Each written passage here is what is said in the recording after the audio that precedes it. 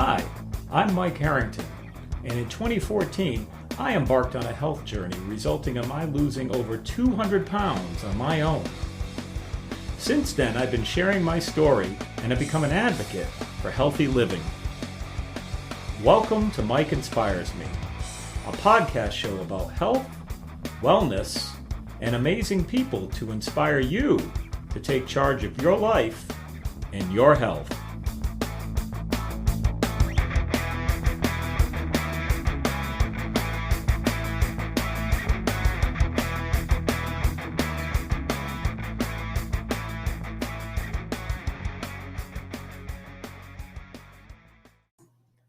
Welcome back to part 3 of the 7 key things I did to set myself up for success with my 200-pound weight loss.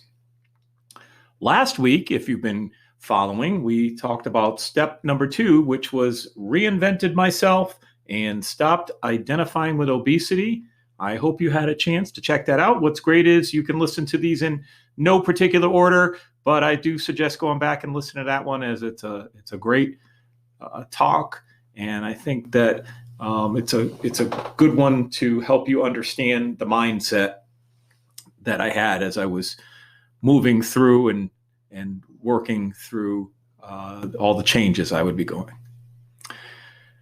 This week, we'll be talking about self-motivation and /talk or self-talk. And in the article that I wrote, I said this is an idea that's a little complex, and I said I plan to write about it in a future article, which I have. I'm actually putting this into my book. But in a simple form, I do a lot of self-talk. I think we all do.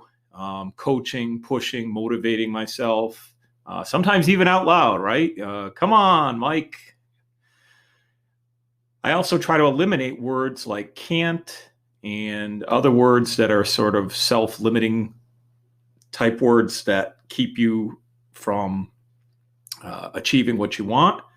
It's amazing how changing a word or two in a sentence can alter its entire meaning. It can also drive the direction you need to head. For example, most obese people might say, I want to lose weight. Okay, I want to lose weight. Change one word. What if, or actually add 2. What if you change it to, I am going to lose weight? That's when the real change can happen. And it's interesting, right? I want to lose weight, right? I want, and I am going to. Think about the difference in what we're saying here. I am going to is stating an actual thing, like a purpose. Want, you can sit and want and desire all you want. You can dream, you can hope. I hope to lose weight. I want to lose weight. I am going to shows intention. It shows, and we could even get more specific, right? I mean, we can get better, but just starting from there, the big difference, right? It's basically the same sentence, but it's not, because the meaning in the second sentence, I am going to, really shows that this person is going to take action. And that's a lot of what goes on inside our heads, is that we have these automatic thoughts that drive much of our behaviors. And a lot of it comes from beliefs, right? It comes from what we believe about ourselves, what we believe about the world, what we believe about others. The great news is we can change some of that talk inside our heads. We can question some of the doubts that we have. We can challenge those things. We can challenge ourselves, right? You always hear about challenging yourself. Well, you can challenge some of those thoughts. Now, they may not be apparent right away. So probably a good idea would be to take a list, take a piece of paper and write down all the things that you believe about this goal you're trying to do, whether it's losing weight, and talk about the reasons, why you haven't been able to, So let's just, if we break it down simple about, let's just say I am going to lose 25 pounds. Okay. That's now what you've stated. Why haven't you up till this point? What's been preventing you? So maybe on the first one, I don't have time in my day to exercise. And then don't question it, just write it down and make this list, a long list here. And it's going to seem kind of overwhelming at first, but what I'm having you do is I want you to kind of write those things down, because we're going to go back and look at each of those things and then kind of question them. And you can, because let's just take that one. I don't have time to exercise. Okay. Well, I might say, well, do I have 10 minutes for a walk? Now, well, you might say, well, like, that isn't much. Well, like my wife Terry always says, something's better than nothing. And a 10-minute walk is a lot better than a no-minute walk, right? No walk.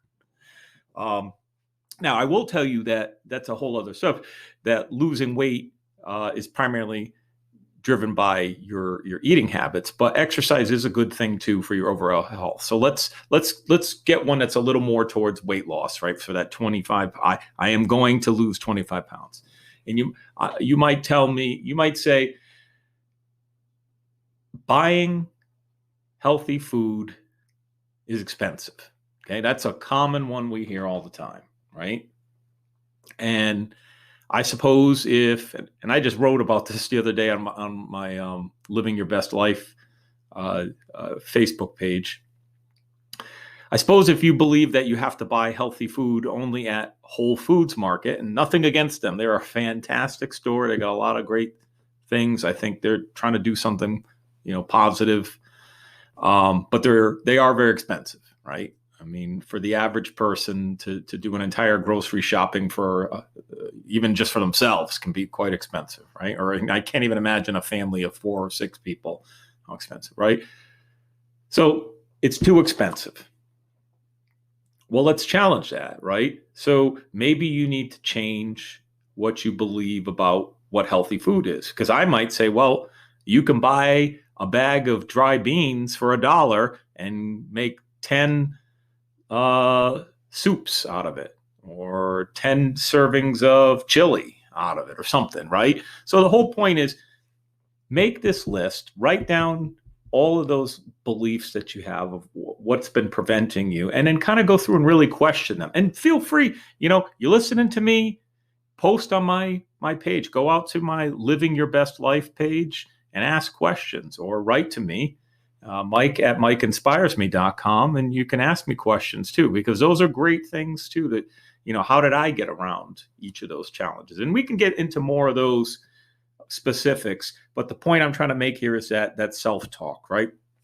And it takes practice, because a lot of these self-limiting thoughts are automatic, and and sometimes they don't even come to the front of the brain, and you don't even know that you're saying them, because they're what drives our emotions, right? Because you might get anxiety thinking about taking on a new change, and you don't know why. I feel anxious about, I don't know, if I have to get up early in the morning, to prepare breakfast as opposed to eating, heating up a ready-made breakfast or whatever, you get what I'm saying, right? Or going and buying it from fast food, picking it up at Starbucks or something. You might have anxiety over those things, and you might have to just kind of question that and say, well, why am I feeling questioned? What is that self-talk? And the self-motivation part in it is really about, we have people who in our lives will motivate us, a coach, a mentor, teacher, coworker, friend, spouse, whoever, right? But there's going to be a time when you really need to motivate yourself. And so that's the other piece that I'm talking about here as you're going through this list, is when you're challenging yourself, that's kind of what that other person would do. And maybe that's another thing you could do with this list, is you make this list, if you feel comfortable, of all the, I don't want to use the word excuses, because I get it. I've been there, okay? And I've had those reasons why I couldn't do something. But have somebody else look at them, Write them all down. I can't get up early in the morning. I can't do meal prep. It's too expensive, whatever, right? You write those things down and have another objective set of eyes come and say, well, let's talk about each of these things. Because at the end of the day, you want to set yourself up for success, not failure. And if your self-talk, your self-motivation isn't there, your self-talk is working against you, unfortunately, you already know you're not going to be able to get to that goal. It's going to make it really hard. If you're dreading it, if your attitude towards the work you got to do is not bringing you excitement, really. I mean, let's face it. I mean, there are days I get up at 5 a.m. to do my routine. I can't say I'm always thrilled, but I have a different mindset about what I'm doing here. For me, I've gotten the mindset of believing that this is something I do just like brushing my teeth and anything else. Is just, I need to do these things. Just like my walk, it's a non-negotiable. There are times during the day at my job, like say, I don't know, a meeting runs over through my noon time. I normally, I'll do my walk around noon, but if I can't, I'll split it up or I'll do something. But I make sure I get it. Why? Well, am I obsessive? Maybe. You could call it whatever you want. But my self-talk and my self-motivation tells me, well, I really look forward to that time. And some people don't like walking. They might find it boring. Well, I turn on music. I listen to podcasts. Heck, sometimes I listen to my own podcast just to critique it a little bit. But I listen to podcasts, I listen to music, and I just walk. And it gives me a chance. Sometimes I just walk and I walk in silence, especially when I'm hiking, right? Unless I'm doing a Hike with Mike episode, blabbering in the woods there. But the point is, this self-motivation, this self-talk, you can learn to be sort of your own coach. And it's important that you do, because you can't rely on always, it's not fair to always rely on everyone else to do it. You can pay somebody to coach you, but at the end of the day, they're not going to be home inside your house unless it's your spouse. But then, is it fair to that person, your spouse or, whoever, to be relying on them to be constantly motivating you? You've got to learn how to self-motivate. And it's not hard. I mean, sometimes it seems a little silly, right? I mean, a lot of it comes with positive self-talk and positivity. And those of you guys who do follow a lot of my posts, and you always talk about, Mike, you're so positive. And yeah, well, I got to tell you what, I wasn't always that way. All right. It took a long time, and it took a lot of self-convincing to get to that point. I mean, I have right here on my monitor, I'm looking at it right now, and it says, today is going to be a great day. Okay. And I have it. It's a stupid little Post-it note with a smiley face I drew on it. But I look at it and I read it because it's a mindset. And that mindset is what's going to drive my emotions, and emotions help you create habits. And if you feel negatively towards this habit, because that's what we're talking about here. We're talking about building habits, building new habits. If those emotions are tied negatively, it's not going to work out in your favor. I'm sorry, but that's just the way it works. Some point, I'd like to talk a little deeper on that. The emotions create habits. There's somebody named Fogg. They talk about the Fogg model, and they talk about rewards and how to get the habits to stick. And we talk about how to change your emotions. Well, for now, the piece that I really want to try to drive home is that if your attitude towards that stinks, then what's the point of even bothering? Because it's just not going to get you the result that you're hoping for, and it's not going to stick. And we can dive deeper into habits at another talk, but I'll give you an example. I was one day heading out of work, and there were two women on the elevator with me, chit-chatting. And one woman was dressed, looked like to get ready to go to the gym, and her coworker said, "Oh, it looks like you're heading to the gym, huh?" And she said something about, have a great time or something like that. She said he wished her well. And the woman in the gym clothes said, "Oh, I don't go." How does she go? She said something along the lines of, "I don't go for enjoyment. I go because I have to," or something like that. And I get that. Okay. But the idea I got, and based on the point, is it would almost seem like she is punishing herself to have to go through, this because she feels she has to do it, this going to the gym. And I thought to myself, man, that stinks. Like, not her. I felt bad for her, but that stinks that you believe that you go with dread. I mean, I have my days. Like I said, when I get up at 5 a.m, I may not feel like it, but I go through the motions and I do it. But I always have a good attitude towards it at the end, because for me, it's about not just about challenging myself, but it's about rewarding myself. I don't see it as a punishment. I see it as a reward. When I go lift weights, I see it as a reward for my body.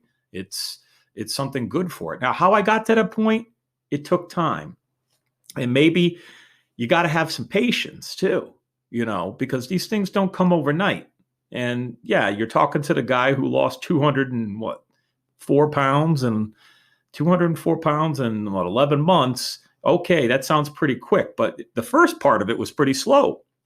Now, granted, over the last several months, I lost it quick, but there was that's self-motivating, that's push.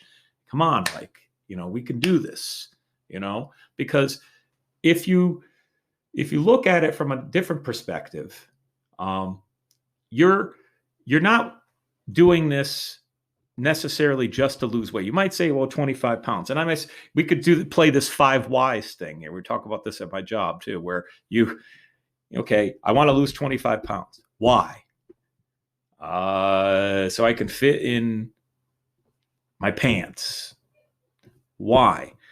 So that I can go to, this upcoming class reunion. Why? Oh, so that I'll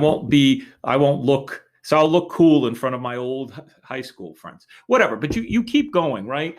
The point is, when you really try to deep understand what your reason is that you're trying to do something, it helps you get more towards, what the real problem is and what the real challenge is. Okay. And I'm going to say that losing weight is an admirable thing.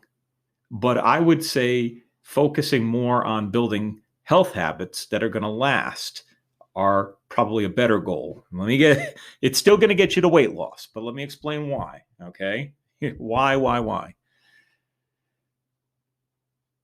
You don't want to go and just lose that 25 pounds and then you get done and then you just stop, because guess what? You already know. You're going to go back to your old stuff and you're going to gain it all back and probably more, right? That's how the cycle works. You're in the cycle of what 90-something% of Americans end up in, all right? So try to focus on what those things are and how you can get to a place where you're looking at the future in terms of how you want to spend your life. You want to spend it healthy and happy, I would assume. I think that's what most of us would desire. I'm hoping that that's the whole reason you listen to this, is that you want health and happiness. But health and happiness doesn't come by waiting for it. You have to build those things. Building those things requires habits that can sustain you for your lifetime. I go hiking not because I have to, not even necessarily anymore because of exercise. I go because I enjoy it. You guys know I'm a hiking fool. I love it. Hike with Mike. Check it out. Hike with Mike CT. You guys can check me out there. But I really got myself to a point. And this, and you're talking, I'm a guy here that hated walking. I remember when my wife used to take me walking before, and I just hated it. And somehow it became this thing. But that self-motivation, that self-talk that I worked on over time, said, you know what? And sometimes you can trick yourself. You can fake it to make it. But when you start to see the benefits, okay, when you start to see that, I'll give you an example, like eating all kinds of vegetables that I eat now. When I start to change my association with what they are, as opposed to focusing, broccoli is so boring. And now, I don't eat broccoli and I love it, but, I eat it because I enjoy what it does for me, the fuels for my body, because that self-talk is, this is good for me. Not, it's dry and it's just, I dip it in a little something. I have a little hummus and tomato sauce. That's what I like. It's my little daily snack. But it's that self-talk. It's so important because you don't want to be your own worst enemy.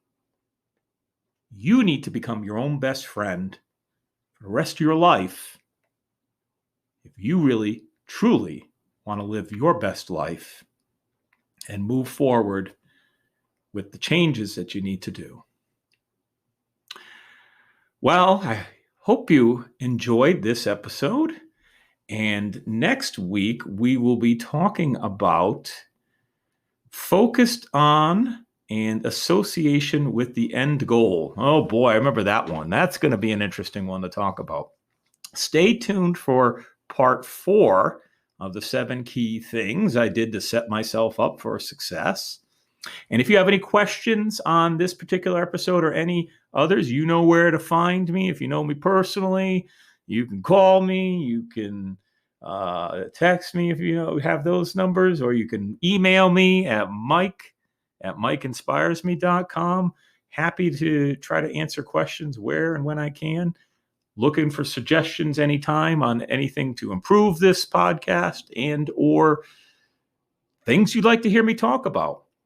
Also, I am going to try to start taking some guests on the show soon after I finish up this series. I've already got somebody requesting. We'll see. Might have one coming right up after this series is done.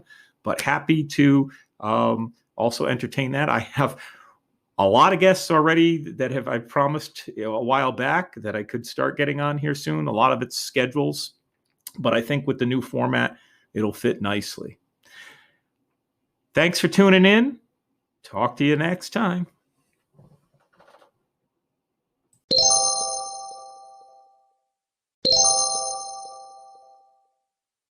I hope you enjoyed this episode of the Mike Inspires Me podcast.